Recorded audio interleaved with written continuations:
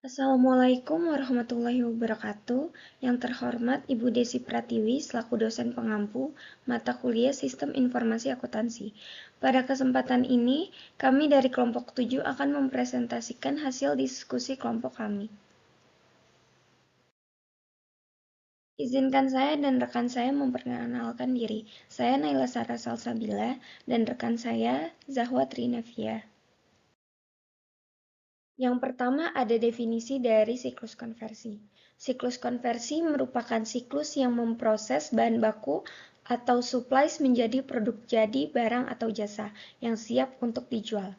Dalam perusahaan jasa, siklus ini terdiri atas sistem penggajian dan sistem akuntansi biaya. Dalam perusahaan dagang, siklus ini terdiri atas sistem penggajian dan sistem persediaan. Dalam perusahaan manufaktur, siklus ini terdiri atas sistem penggajian, sistem persediaan, dan sistem akuntansi biaya.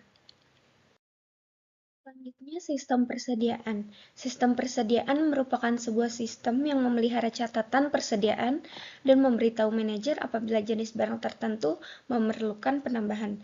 Dalam perusahaan manufaktur, sistem persediaan mengendalikan tingkat atau jumlah bahan baku dan jumlah produk jadi. Sebuah sistem persediaan memproses dua jenis transaksi, yaitu pembelian barang dan juga penjualan barang. Pembelian barang. Siklus pengeluaran memproses transaksi pembelian barang. Namun, jurnal yang dibuat untuk mencatat transaksi ini tergantung pada metode yang digunakan untuk akuntansi persediaan, yaitu metode periodik dan metode perpetual. Dengan metode periodik, perusahaan tidak menyelenggarakan catatan yang menggambarkan perubahan persediaan dari waktu ke waktu. Catatan yang diselenggarakan adalah catatan untuk menampung transaksi pembelian barang dagangan. Catatan ini diberi nama rekening pembelian. Dengan metode perpetual, perusahaan menyelenggarakan catatan yang menampung transaksi mutasi persediaan. Dengan catatan ini, maka posisi persediaan dapat diketahui setiap saat. Yang kedua, penjualan barang. Perusahaan mencatat harga pokok barang yang terjual dalam sebuah rekening buku besar yang berjudul harga pokok penjualan. Jika perusahaan menggunakan metode periodik, maka perusahaan tidak perlu membuat jurnal ketika terjadi transaksi penjualan. Dengan demikian, harga pokok penjualan dihitung dengan menambahkan nilai pembelian ke harga pokok persediaan awal. Jika perusahaan menggunakan metode perpetual, perusahaan akan mendebit ke rekening harga pokok penjualan dan mengkredit rekening persediaan pada saat terjadinya transaksi penjualan. Sistem persediaan juga menghasilkan berbagai macam laporan. Laporan yang dihasilkan mencakup laporan status persediaan, laporan per jenis persediaan, laporan pemesanan kembali, dan laporan hasil perhitungan fisik persediaan. Laporan status persediaan, Inventory Status Report. Laporan ini berisi daftar seluruh jenis persediaan, kuantitas, dan harga perolehan. Laporan ini memberikan penjelasan tentang persediaan yang dilaporkan dalam neraca. Yang kedua, laporan per jenis persediaan, query inventory item. Dalam sistem online real-time, karyawan perusahaan mengetahui kuantitas per jenis persediaan yang tersedia saat laporan ini dihasilkan. Ada dua pilihan untuk mengetahui informasi tersebut, yaitu mencetak ke kertas atau melihat di layar monitor. Yang ketiga, laporan pemesanan kembali atau reorder report. Laporan ini mengidentifikasi jenis persediaan yang memerlukan penambahan. Bila kuantitas turun sampai titik pemesanan kembali, sistem pengawasan persediaan memasukkan informasi ini dalam laporan. Yang terakhir, ada laporan hasil perhitungan fisik atau Physical Inventory Report. Laporan ini berisi hasil perhitungan fisik persediaan yang dilakukan secara periodik. Dengan laporan ini, maka perhitungan harga pokok penjualan dapat dilakukan.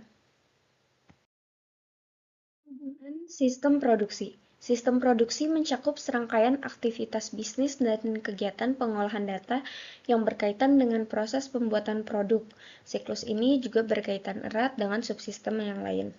Yang pertama, siklus pendapatan, yang memberikan informasi tentang produk apa yang dipesan dan ramalan penjualan atau kuantitas yang akan digunakan oleh bagian produksi untuk menyusun rencana produksi dan tingkat jumlah persediaan atau inventory level. Sebaliknya, siklus produksi memberikan informasi kepada siklus pendapatan tentang produk apa saja yang telah diselesaikan, dibuat, dan jumlah produk yang tersedia untuk dijual. Selanjutnya, informasi tentang bahan baku dikirim ke siklus pembelian dalam bentuk surat permintaan pembelian atau purchase requisition. Sebaliknya, siklus pembelian juga memberikan informasi tentang bahan baku yang dibeli dan pengeluaran lain yang termasuk dalam overhead pabrik. Informasi tentang kebutuhan tenaga kerja dikirimkan ke sistem manajemen sumber daya manusia atau penggajian yang nantinya akan memberikan data tentang tersedianya tenaga kerja dan biaya tenaga kerja. Informasi tentang kos produksi dikirimkan ke siklus buku besar dan pelaporan. Aktivitas sistem produksi. Aktivitas-aktivitas dalam sistem produksi meliputi perancangan produk atau produk desain, yang kedua perancangan dan penjadwalan, planning and scheduling, dan yang ketiga adalah kegiatan produksi atau production operation. Akhir dalam sistem produksi adalah sistem akuntansi biaya. Tujuan diselenggarakannya sistem akuntansi biaya adalah menghasilkan informasi untuk perencanaan, pengendalian, dan penilaian kinerja. Lalu menghasilkan informasi biaya yang akurat dan menghasilkan informasi yang menghitung nilai persediaan HPP. Ada pula jenis-jenis sistem akuntansi biaya yang umumnya digunakan oleh sebuah perusahaan adalah sistem penentuan harga pokok pesanan atau job order costing dan sistem penentuan harga pokok proses costing. Sistem penentuan harga pokok pesanan membebankan biaya kelompok produksi tertentu. Misalnya pesanan cara ini digunakan apabila produk yang dibuat dan dijual memiliki spesifikasi yang berbeda. Sebagai contoh, perusahaan konstruksi menggunakan sistem penentuan harga pokok pesanan ini untuk menghitung biaya setiap rumah yang dibangun. Demikian pula, kantor akuntan publik dan biro hukum juga menggunakan sistem penentuan harga pokok pesanan untuk menentukan biaya pekerjaan audit atau biaya penyelesaian sebuah kasus hukum. Sebaliknya, sistem penentuan harga pokok proses membebankan biaya kepada setiap proses atau departemen produksi, kemudian menghitung rata-rata biaya produk per unit. Metode ini digunakan jika perusahaan menghasilkan barang atau jasa yang sama atau sejenis secara massal. Catatan akuntansi. Jika perusahaan mengolah data biaya secara manual, perusahaan jasa dan manufaktur menggunakan sebuah kartu harga pokok produksi, Production Cost Ledger, yang berfungsi sebagai kartu pembantu untuk rekening persediaan produk dalam proses. Jika perusahaan menggunakan sistem harga pokok pesanan, catatan ini dibuat satu halaman untuk setiap pesanan. Jika perusahaan menggunakan sistem harga pokok proses, catatan ini dibuat dalam satu halaman untuk setiap pusat biaya. Untuk mencatat informasi dalam catatan ini, digunakan arsip order produksi.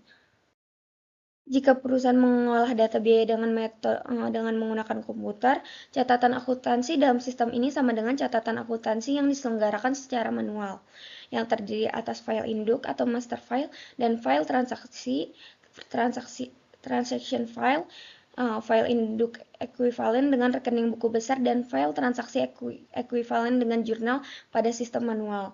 Dalam sistem database, data biaya akan ditampung dalam subskema secara independen. File-file yang diselenggarakan yaitu file pusat biaya, cost center file, dan file harga pokok pesanan atau job cost file.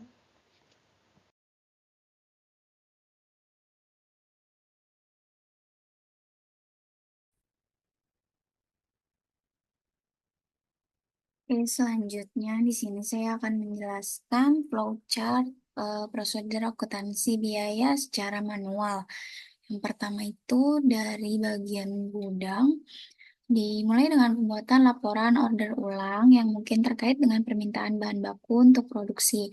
Setelah laporan dibuat, bagian gudang mengeluarkan bahan dan menyusun bukti permintaan bahan yang kemudian dikirimkan ke bagian produksi. Setelah itu, pengawas produksi mengajukan order produksi dan dipantau sesuai jadwal produksi. Order produksi tersebut lalu dikirimkan ke Departemen Pengolahan Data dan ke bagian produksi pabrik. Selanjutnya, di Departemen Pengolahan Data mencakup entry data produksi, bukti permintaan bahan, dan pembuatan tiket kerja. Data yang telah diolah langsung dilaporkan ke laporan produk jadi, laporan HPP, dan jurnal voucher. Selanjutnya ke bagian pabrik. Pabrik menerima order produksi dan membuat bukti permintaan bahan, lalu dikirimkan ke gudang. Setelah bahan diterima, pabrik membuat produk dan menyusun tiket kerja. Produk jadi dan laporan yang dihasilkan kemudian dikirimkan ke Departemen Pengolahan Data untuk pengolahan lebih lanjut.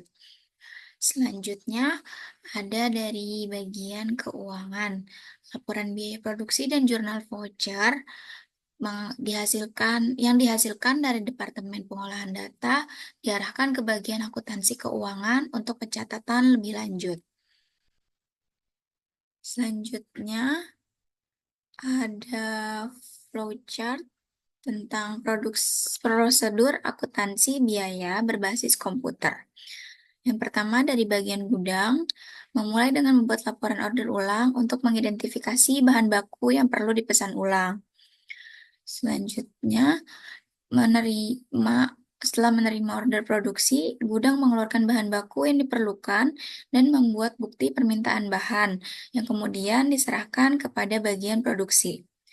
Selanjutnya, di pengawas produksi, menerima order produksi dan menentukan jadwal produksi untuk memastikan proses produksi berjalan sesuai rencana.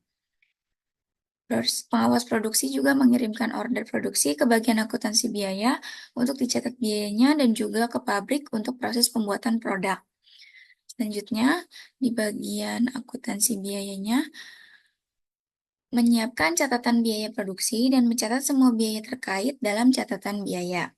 Selanjutnya pada bagian pabrik, menerima order produksi dan bukti permintaan bahan dari gudang untuk mulai memproduksi barang. Pabrik membuat tiket kerja untuk mencatat aktivitas produksi dan menghasilkan produk jadi. Setelah produk jadi, pabrik mengonfirmasi order produksi final dan mengirimkannya kembali ke bagian akuntansi biaya untuk pencatatan final. Selanjutnya, di sini bisa kita lihat ada prosedur pengendalian dalam sistem akuntansi biaya. Di sini ada ancaman, akibat, serta prosedur pengawasannya. Selanjutnya, masuk ke bagian sistem manajemen sumber daya manusia atau penggajian.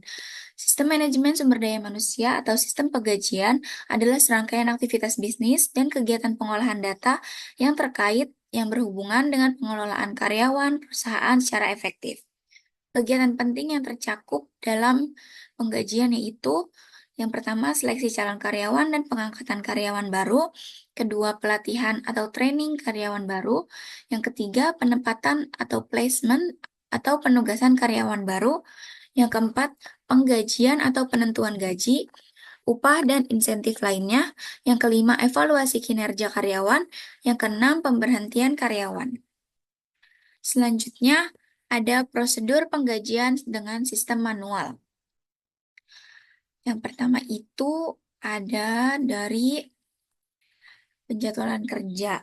Proses ini dimulai dengan pembuatan jadwal kerja oleh supervisor yang berfungsi sebagai dasar untuk mencatat jam kerja setiap karyawan. Bagian gaji kemudian membuat catatan gaji berdasarkan jadwal kerja yang sudah ditetapkan. Pencatatan dan penghitungan jam kerja menggunakan kartu jam kerja untuk mencatat jam kerja karyawan secara manual. Berdasarkan catatan ini, daftar gaji disusun yang memuat rincian gaji setiap karyawan. Setelah daftar gaji disusun, daftar tersebut kemudian direview dan disetujui. Bagian akuntansi membuat voucher sebagai bukti pengeluaran dan duplikat dari daftar gaji serta voucher disiapkan untuk keperluan arsip. Setelah voucher dibuat, bukti cek gaji disusun yang nantinya akan dicairkan di bank.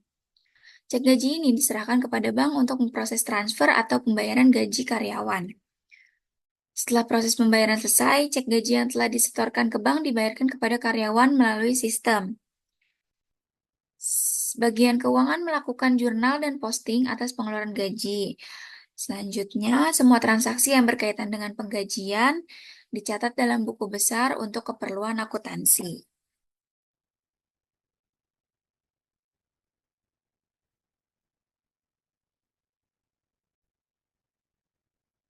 Selanjutnya ada prosedur penggajian sistem Sistem komputer. Yang pertama itu dari Departemen Penggajian. Menghitung jam karyawan dengan menggunakan kartu kerja dan tiket waktu kerja. Data dari kartu jam kerja dan tiket waktu kerja dikumpulkan lalu direkonsiliasi untuk menghasilkan entry data waktu kerja. Selanjutnya ke Departemen Pengolahan Data. Entry data waktu kerja dikirim ke Departemen Pengolahan Data untuk diproses, lalu dilakukan transaksi gaji yang melibatkan penyortiran dan pembuatan file induk gaji. Selanjutnya ada di manajemen SDM, mengelola perubahan data personalia karyawan dan memasukkan data terkait ke sistem. Selanjutnya di bagian hutang, data gaji yang sudah diproses akan diteruskan ke bagian hutang, dan di sini daftar gaji dibuat dan divalidasi. Proses selanjutnya adalah persetujuan dan pembuatan voucher gaji. Berikutnya ke kasir. Kasir menerima cek gaji karyawan dan daftar gaji untuk direview dan ditandatangani. Setelah ditandatangani, voucher gaji dikirimkan untuk diserahkan kepada bagian akuntansi dan keuangan bank jika transfer diperlukan. Selanjutnya ada prosedur pengendalian penggajian.